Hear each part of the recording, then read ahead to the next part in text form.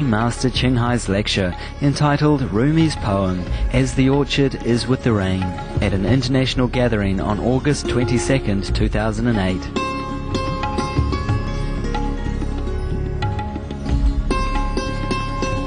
This is another poem from Rumi, and he made poem not just for the sake of amusing himself, right?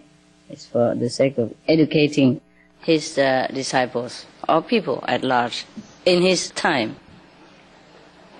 Now you know Canaan. You know Noah. He has a son, right? Canaan, huh? Canaan, not Canine, okay? I have many canines. He has a son called Canaan. Canaan. This son has never been anything more than up to no good, yeah? I don't want to use the word bad because it's not positive, so I say he's up to no good. Or like good for nothing. He has been rebellious, stubborn, and always against his father. And that's the problem. I know many sons or daughters have this kind of tendency, yeah? But this one is too much, okay? Like if your son and daughter have maybe 30% rebellious character, yeah? Or 20%, 40%, even 50% maybe okay. But this guy maybe 80, 90 or 100%, rebellious, especially against his father. As you know very well, in the family, yeah? Sometimes the father is idealistic, yeah? And want the son to follow his footsteps, like to be a minister or a doctor or somebody, yeah? Somebody good and of service to mankind. And the son sometimes do just exactly the opposite, huh? And sometimes the father is bad, like doing something that is against moral standard of human society, like robbing, or stealing, something like that. And the son is the opposite, yeah? Very pious, very morally fit, yeah? And virtuous and loving and kind, etc., etc. Now, in this story, Rumi wants to illustrate something, like even if one person is your so-called family member, it's not exactly that he or she is a family member. Yeah? Yes. And remember, Jesus also say, who is my mother? Oh, who is my sister? Only the one who does the will of God, then they are my mother or my sister. What it means is love is looking in the same direction, right? If we love somebody or if we are a partner, yeah, then we have to look in the same direction, have the same ideal, and do the same work. The best is the same, but good work, huh? Yeah, not just the same, but no good. Okay, now this is the poem called As the Orchard Is with the Rain. He said, don't be like Canaan, son of Noah, who wouldn't get in the ark. You know what it means? When the flood happened, and Noah had already built an ark, yeah, and put, a pair of animals each in his ark already, and all his family member and belonging and necessity and supply for a while, yeah, is all already in the ark. And he come in, but his son did not come in and did not want to. So that's how it is. So Rumi told us that we should not be like Canaan, who wouldn't get in the ark in the time of emergency like that, and still rebels against good intention. Yes. So now, he continued. He was swimming. Canaan was swimming and saying, I hate my father. I won't use that boat. Can you believe that? Maybe he hates his father. But by doing this, he goes not against only his father, but he goes against his life, right? So in time of emergency, even if you don't like the one who came to rescue you or to give you good information, you better listen to that person, right? That the flood is rising and it must have been terrible weather and everything, yeah. And the father built the ark, and because the son doesn't like the father, he wouldn't go in the ark. But there's a thing. You see, in this story, supposed to be like that. The son of a spiritual father, you know what I mean? A highly developed person who could even be in direct contact with God. And the son is the opposite. But it happens like that. So you told me many times, Master, how can I tell my son to eat vegetarian or to practice, Guanyin method? How can I convince my husband that your path is very good? How can I talk to my wife about my meditation practice and make her understand?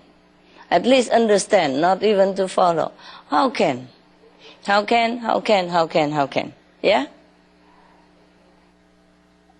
The thing is, the affinity between us and other people are sometimes big surprise to us, We would think, if I'm a mother, and I follow Master Ching Hai, all my family will listen to me, my sons, my daughter, and all that. At least my children. But no, not always, hey? And if you think I'm a husband, I'm the breadwinner in the house even, yes, and I'm tough, I'm a man. If I follow Master Ching Hai, my family should. No, not necessarily. They want to prove you wrong, some of them. It's just good for their ego. It depends on how much percentage of ego your family has. It's going to be tough or not tough. You got me, yeah? So, because Noah was already on the boat, and everybody else, including his farm animals, already on the boat, and he kept calling out, come, son, sit in this that I have made, or you will drown. No, I've learned how to swim on my own. I've lit my candle from a flame other than yours. He probably has a different religious belief. That's what he means. And he so strongly believed in whatever that faith was that he against his father, who doesn't believe the same like he does. Yeah? Well, it happened. You understand, right? I told you already. Nói chuyện với đầu gối á. Huh? Okay. That's Vietnamese. We say, we talk to the knees. I mean, you talk and you listen yourself. No one else does. See what I mean? Okay. So this is probably the same. Canaan probably had a fixed religious belief. You know what I mean? And so when his father said that he's in direct contact with God and God told him to do this, do that, he would not want to listen because he's so indoctrinated in this kind of fixed religious belief. All right. Now, another thing he hated, I think, right now he hated his father more than ever. You know why? Because his prediction came true. And that's against Canaan's belief. Because before, he already did not want to believe his father that the flood will occur, that he need to build a boat. Can you imagine building a boat where the dry land or on top of the hill where nothing, no water can ever reach, and no water nearby?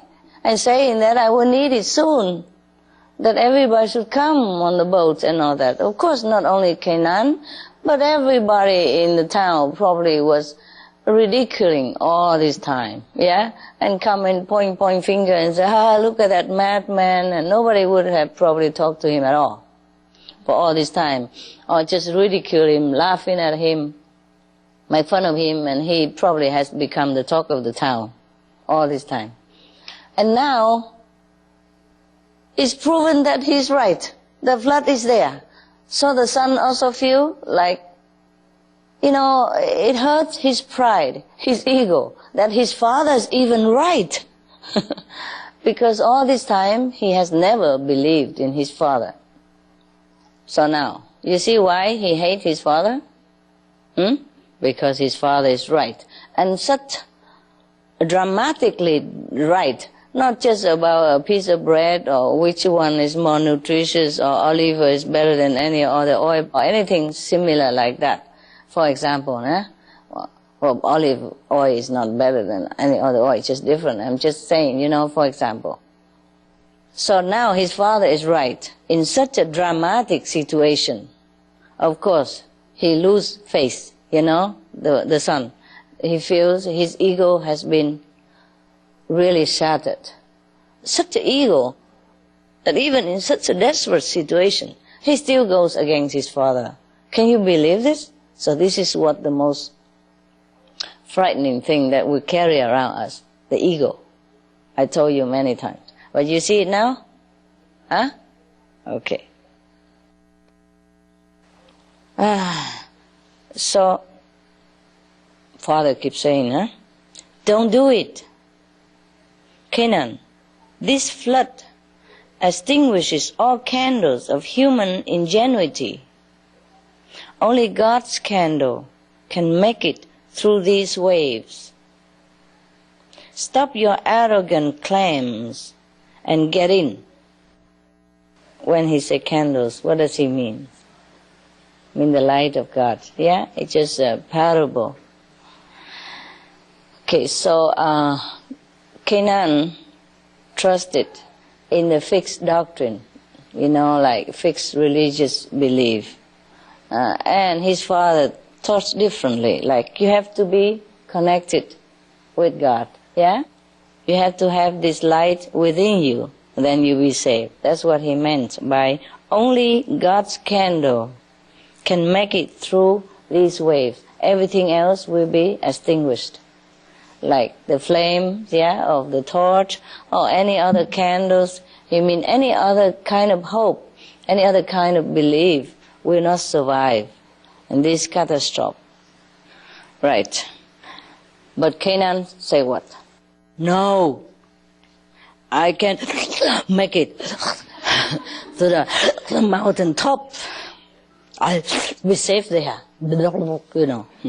Swimming and talking.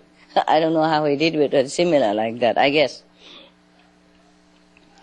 Mountains are just bits of straw in this storm.